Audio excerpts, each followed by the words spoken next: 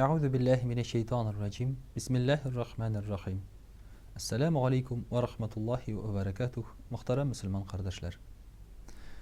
Мәгълүм булганча, һәрбер җәмгыять, һәрбер мәдәният, цивилизация дип әйтсәк тә була, гыйлемгә нигезләнгән. Чөнки гыйлем булмаса, бернинди кешенең тормыш агышы, тормыш яшәеше, я булмаса, шушаларның үсеше берничек тә без аны күз алдына китерә алмыйбыз. Дөресен генә әйткәндә, мөхтәрәм кардәшләр, ислам дине һәм гомумән алганда иман төшенчәсе ул үзе гыйлем. Аллаһ Тәгаләгә ышаныр өчен без бит аны белергә тиеш. Аллаһ Тәгалә турында безгә кемдер хәбәр итәргә тиеш. Шуңа күрә дә хәтта нәби дигән сүз, ягъни пәйгамбәр дигән сүз, ул тәрҗемә ителә хәбәр бирүче дип. Нәбә хәбәр алып килүче дип. Ә хәбәр ул шул ук гыйлем, яңалык, я булмаса ниндидер бер мәгълүмат. Менә шуңа күрә диннең үзен дә без тоташ гыйлем дип атый алабыз. Мөхтәрәм кардәшләр, кызганча каршы соңгы вакытта менә шушы белем белән, әйтик инде, мәгълүмат белән гыйлемне бутыйлар. Аларның аермасы да бар. Мәсәлән, кешелек хәзерге вакытта күпчелек очракта ала мәгълүмат. Мәгълүмат ул мәсәлән җир шарының түгәрәк булуы, анда яшәгән кешеләр, хайваннарның төре һәм саны, я булмаса без сулаган һаваның нәселен торуы, я инде булмаса машиналар җитештерә белү. Булар бөтенесе мәгълүмат, бу белем түгел, гыйлем түгел. Ә гыйлем дигән төшенчәне без мөхтәрәм кардәшләр әйтә алабыз ике әйбергә. Шушы дөньяны кем барлыкка китергән, шуны белү, һәм икенчесе үзеңнең кем икәнеңне белү. Менә бу дини гыйлем була. Моны безгә дин генә хәбәр итә. Чөнки әлегә дә булса, рәсми әйтгәндә фән безгә моңа җавап бирмәде. Дөньяның каян килүе ул бары тик бер теория булып тора. Теория большого взрыва дип әйтик инде. Һәм кешенең каян килеп чыгуы да теория происхождения человека. Ягъни кешенең килеп чыгу теориясы. Әмма әле ул төгәл мәгълүмат түгел берсе дә.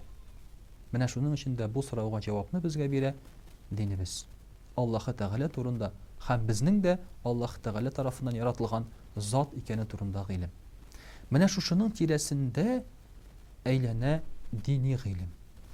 Әйтик, мәсәлән, Аллаһ Тәгаләгә табыну, дөрес итеп табыну. Аллаһ Тәгалә бездән нәрсә тели, без аңа нәрсә бирергә тиеш. Аллаһ Тәгалә безгә нәрсә бирә. Я булмаса, без үзебез кем һәм үзара без нинди мөнәсәбәт корырга тиеш.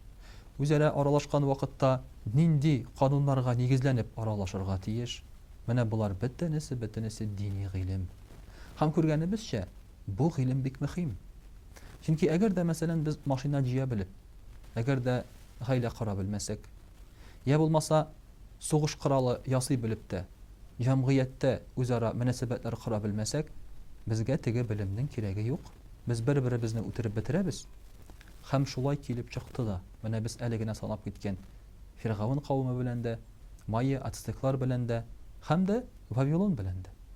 Чөнки аларның белемнәре бар иде, мәгълүматлары бар иде.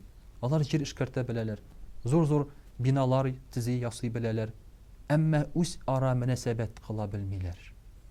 Кешеләр белән ничек аралашу икәнен белмиләр. Җәмгыятьне гына кылып таркаталар, һәм шул сәбәпле бу халыклар юкка чыкты. Гәрчә аларның мәгълүматлары, белемнәре булса да, әмма гыйлемнәре булмады. Менә хәзерге вакытта, мөхтәрәм кардәшләр, сентябрь айы. Без инде балаларыбызны укырга җибәрәбез. Чыннан да хәзерге кеше бик күп мәгълүмат, бик күп белемгә ия. Күп нәрсәне белә, укый, яза белә һәм башкасы. Ләкин шул ук вакытта шушы сентябрь айыннан, көз айларыннан мәчетләрдә, мәдрәсәләрдә дә эшли башлый курслар. Анда да кешеләрне укырга чакыра башлыйлар. Балаларны укырга чакыралар, олыларны. Менә шуңа күрә дә шушы ике белемне дә параллель рәвештә алырга тырышсак иде. Безгә бит Пәйгамбәрбез саллаллаһу алейхи ва саллям әйтә: "Талабул гыйлми фарида аля кулли муслим." Гыйлем алу һәрбер мөселман кешесенә дә мәҗбүри ди, фарыз ди. Шуңа күрә безнең татар халкы арасында да укый, яза белгән кешеләр 80-90%-ны тәшкил иткән революциягә кадәр. Аллаһ Тәгалә дә әйтә бит: Бисмиллаһир-рахманир-рахим. Иннама яхшаллаһа мин гыйбадихил улама. Аллаһ Тәгаләдән бары тик галим кешеләр генә курка ди. Һәм без беләбез, күп кенә галимнәрнең үз ачышлары ярдәмендә яки башка галимнәрнең ачышлары ярдәмендә ислам дине кабул иткәнен.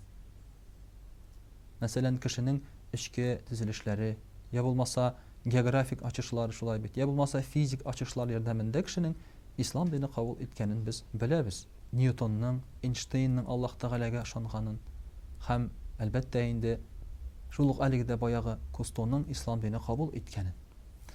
Менә шуның өчен дә гыйлем безне Аллаһ Тәгаләгә якынайта торган бер төшенчә. Әлбәттә, гыйлем шуның өчен алына да. Пәйгамбәрбез саллаллаһу алейхи ва саллям әйтә: кемдә кем гыйлем ала, кешеләр өстеннән күтәрелергә һәм мактанырга ди, ул кеше тәмбухта булыр ди. Әмма кемдә кем гыйлем ала Аллаһ ризалыгы өчен ди, менә ул кеше әлбәттә инде җәннәттә булыр ди. Моның бит максаты да Аллаһ ризалыгы өчен алган гыйлемнең ул кешегә файда китерү.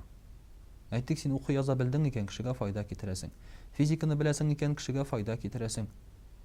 Әгәр дә инде син шушы гыйлемең белән зыян китерсәң, наркотик ясасаң, атом бомбасы яки башка әйберләр ясасаң, һәм кешеләрне үтерүгә сәбәпче булсаң, әлбәттә моның да гынахы бар.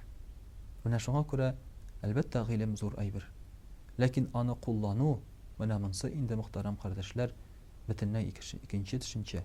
Моның өчен кирәк рухи байлык, күңел чисталыгы. Һәм шушы гыйлем белән шулай итеп без кешеләргә мөхтәрәм кардәшләр, бик күп файда китерә алабыз.